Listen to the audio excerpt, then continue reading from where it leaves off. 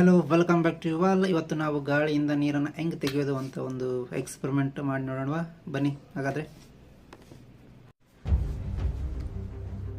ಈ ಒಂದು ಎಕ್ಸ್ಪೆರಿಮೆಂಟ್ಗಾಗಿ ನಾವು ಒಂದು ಗ್ಲಾಸನ್ನು ತೆಗೆದುಕೊಳ್ಳೋಣ. ಗ್ಲಾಸು ಮತ್ತು ಒಂದು ಸ್ವಲ್ಪ ಐಸ್ ಕ್ಯೂಬ್. ಎಂಟಿ ಗ್ಲಾಸ್ ನೋಡಿ. ಎಂಟಿ ಗ್ಲಾಸ್ ಹತ್ರ ನಮಗೇನಿದೆ, ಯಾವುದೇ ಸುತ್ತಲೂ ವಾಟರ್ ಡ್ರಾಪ್ಸ್ ಇಲ್ಲ, ಕಂಪ್ಲೀಟಾಗಿ ಕ್ಲೀನ್ ಆಗಿದೆ. ಹೌದಾ? ಕ್ಲೀನ್ ಆಗಿದೆ ಅಲ್ವಾ? ಈಗ ಇದಕ್ಕೆ ನಾನು ಒಂದು ಸ್ವಲ್ಪ ಐಸ್ ಕ್ಯೂಬ್ ಮತ್ತು ವಾಟರ್ನ ಆ್ಯಡ್ ಮಾಡಿ.